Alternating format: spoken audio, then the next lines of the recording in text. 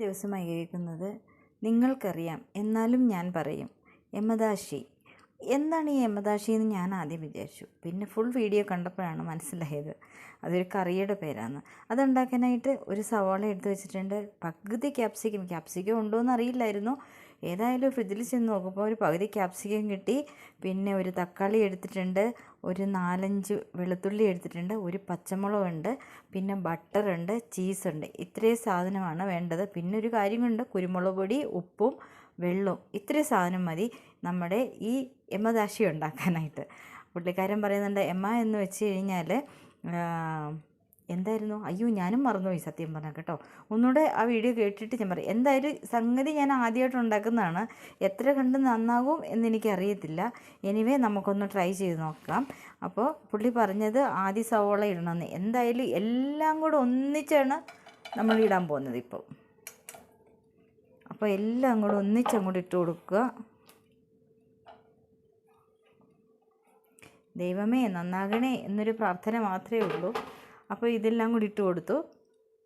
അപ്പോൾ വെജിറ്റബിൾ എല്ലാം ഇട്ട് കൊടുത്തിട്ടുണ്ട്. നമ്മുടെ കുഞ്ഞുമോൾ ഇവിടെ ഇല്ലാത്തതുകൊണ്ടിട്ട് ചീസൊന്നും പൊട്ടിച്ചതേ ഇല്ലായിരുന്നു, അതുകൊണ്ടിട്ടാണ് അതൊക്കെ എടുക്കാൻ പോയേക്കുമായിരുന്നു. മോളുണ്ടെങ്കിൽ മോൾക്ക് ബട്ടർ കൊണ്ടിട്ട് ചിക്കനൊക്കെ ഉണ്ടാക്കി കൊടുക്കണം. അപ്പോൾ പാകത്തിനുള്ള ഉപ്പും അങ്ങോട്ട് ചേർത്തു. പിന്നെ ഒരു 1/2 ടീസ്പൂൺ കുരുമുളക് പൊടി, കാരണം ഇവിടെ ചേട്ടൻ ഇച്ചിരി എരിവ് വേണം. അപ്പോൾ കുരുമുളക് പൊടി, പിന്നെ പാകത്തിനുള്ള വെള്ളം ഇത് ഒഴിച്ചു കൊടുത്ത് നമുക്ക് അടച്ചു വെച്ച് ഇതിനെ നന്നായിട്ടൊന്ന് വേവിച്ചെടുക്കാം. അപ്പോൾ നമ്മുടെ യമദാശി എന്തായെന്ന് നോക്കാം. ബട്ടറൊക്കെ അലിഞ്ഞിട്ടുണ്ട്, അതിൻ്റെ വെജിറ്റബിളൊക്കെ ഒന്ന് വെന്ത് വരുന്നുണ്ട്. റെഡ് ക്യാപ്സിക്കം എൻ്റെ കയ്യിൽ ഇല്ലായിരുന്നു, ഗ്രീൻ മാത്രമേ ഉണ്ടായിരുന്നുള്ളൂ. അതുകൊണ്ട് അതൊക്കെ ഇടാം. കുഞ്ഞുമോള് ഉണ്ടായിരുന്നെങ്കിൽ ഇതെല്ലാം ഇവിടെ ഉണ്ടായിരുന്നേനെ. അവൾ പോയതിന് ശേഷം ഞാൻ അങ്ങനെയൊന്നുമില്ല. ബട്ടർ തന്നെ ഇപ്പോഴാണ് ഓപ്പൺ ചെയ്തത്.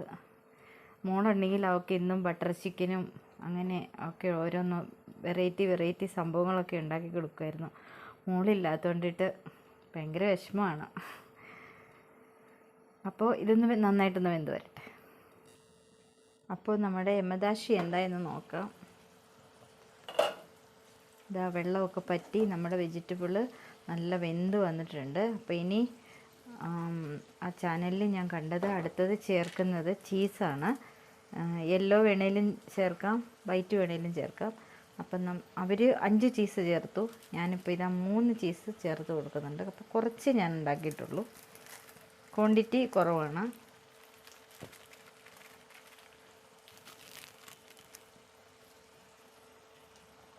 ഇതിനെ ഇനി നമുക്കൊന്ന് അടച്ചു വെക്കാം. പാത്രം തുറന്ന് നോക്കാം. നമുക്കൊന്ന് ചീസൊക്കെ അങ്ങനെ ഉരുകി വരുന്നുണ്ട്. ആദ്യമായിട്ടാണ് ഉണ്ടാക്കുന്നത്. സാധാരണ ഞാൻ എന്തെങ്കിലും കണ്ടാൽ ഒന്ന് ട്രൈ ചെയ്ത് നോക്കിയിട്ടാണ് ചാനലിൽ ഇടാറുള്ളത്. ഇതെന്താ സംഭവം എന്നറിയില്ല.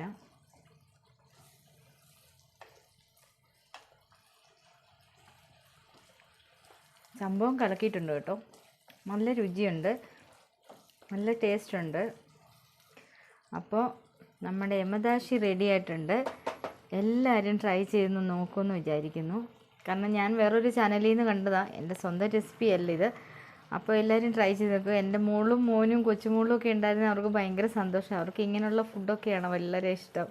മോള് വന്ന ഉടനെ ഓരോ ഫുഡ് പറഞ്ഞു തരും, അമ്മ എനിക്ക് ഇന്നത് ഉണ്ടാക്കി തന്നു, അങ്ങനെയൊക്കെ ഉണ്ടാക്കി കൊടുക്കുമായിരുന്നു. പക്ഷേ എല്ലാവരും പോയി, ഞങ്ങൾ രണ്ടുപേരും തനിച്ചായി. എല്ലാവരും വരും എന്ന് പ്രതീക്ഷിക്കുന്നു. Okay, bye bye, see you. അപ്പോൾ ട്രൈ ചെയ്ത് നോക്കണം കേട്ടോ, മറന്നു പോവല്ലേ.